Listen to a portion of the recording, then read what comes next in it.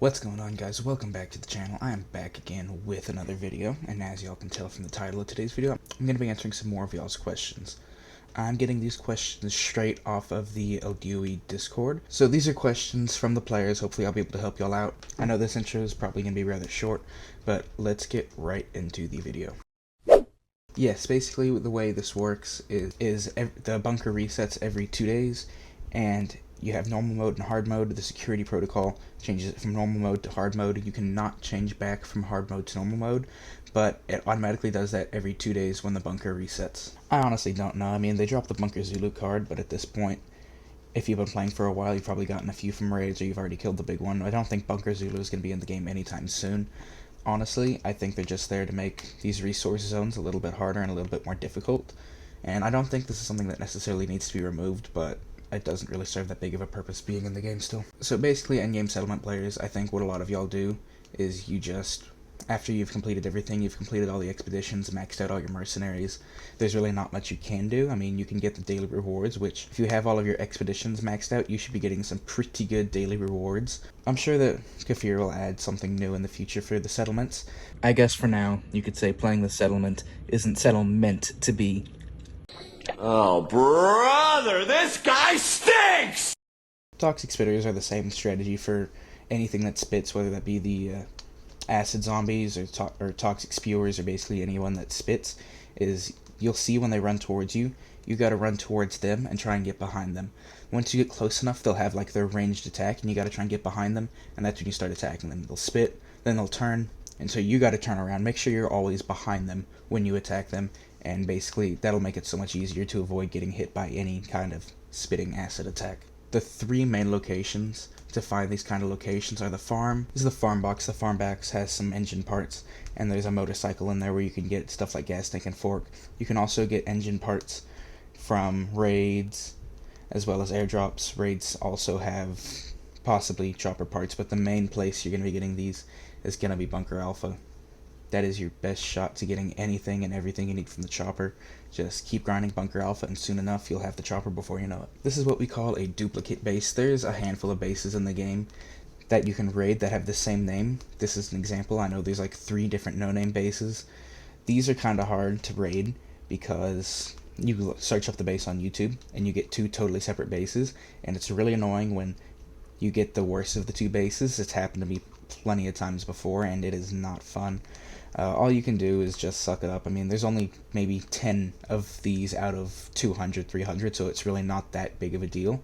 It's a small percentage of it, but yeah, it's just annoying. This is currently no longer in the game because the only way to do this was to use the special item from the winter event. The winter event is no longer in the game. What's interesting about this is they have the incendiary ammo as an option in the mod table, so I personally feel like it's going to be added sometime later in the future. Bunker Alpha all the way. Like I said earlier, Bunker Alpha is literally the best place you can go to get chopper parts. The farm is a close second, but as of now, Bunker Alpha, grind it, and like I said, you will have the chopper before you know it. That's the beauty of it. You have to do absolutely nothing. You can get take away all the cords that are connecting it to anything. Once it's built and started up, you can just forget about it. So basically whatever I do when I leave the game, since I play on phone, I'll just close the app, and typically that'll put you in the map of the game, and when you load back in, you're there. But there's an exception. If you close the game while you're just chilling at your base, then when you log into the game, you will still be at the base. So what you do is you go out into the world map, and then you close the game. That's the safest way to make sure everything is saved.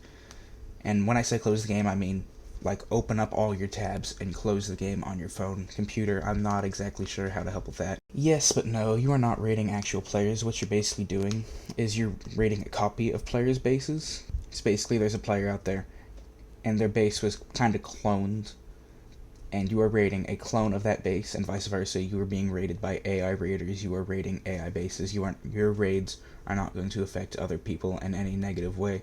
That's why raids are such a good part of the game, because you're not being toxic at all by stealing anyone else's loot. There's some stuff in multiplayer that's already in single player, but you cannot take an item from multiplayer and move it to single player, at least not yet, and probably not in the foreseeable future, because I'm pretty sure what's happened is the multiplayer team in Kafir that was working at the crater went over to Frostborn to start working on that. I personally don't think that was the right move, but what do I know? So there's 2 options, a few options. First thing you can do, I don't recommend, but you can use C4s to explode the 2 little anomalies they have there to prevent the horde, or you can bring a spread shot shotgun if you have one of those sitting around. Those are good to deal with the horde. Or you can always use a milk or grenades. I don't recommend those because you have to blow yourself up to use them, but they're still very effective. You can use any of those 3 methods. If you want a more detailed description, there's hundreds of videos on YouTube describing how to do it. Hell, I even think I have one from a while ago. Modded spears, that is the best thing to give the raiders. Definitely invest in the mods you have for your spears. Couple of wood, mod it, give it to the raiders. 9 times out of 10 they will be happy with the spears, and that makes it where you can keep all the loot you got from the base for the cost of 12, 9, 15 wood. And last question, I'm assuming you're talking about the miner and the transport hub. Honestly, I think that the miner's the easier of the 2 bosses because it can't heal. You can kill them with weapons a lot easily, or super easy. You just have to shoot them and then run away. I'm pretty sure the gameplay for this video is going to be me fighting the miner, but it's possible to do with melee. You just got to make sure that you're paying attention to their attacks and keep a good distance from them at all times. If they get close to you, they'll do their ranged attack. So if they start moving towards you, shoot, turn and burn, run. And after you defeat the miner a few times, it'll get easier. And that's the video, guys. I hope you enjoyed. If you did, make sure to like and subscribe, as well as join the Discord. Link for that will be in the description. If you guys have any other video ideas that you want to see, leave them down in the comments. I'll be reading every single comment, and if you comment a video idea and I like it, I'll probably do it. But anyway, that's all for me. I hope you guys all have an amazing rest of y'all's day. I'm out. Peace.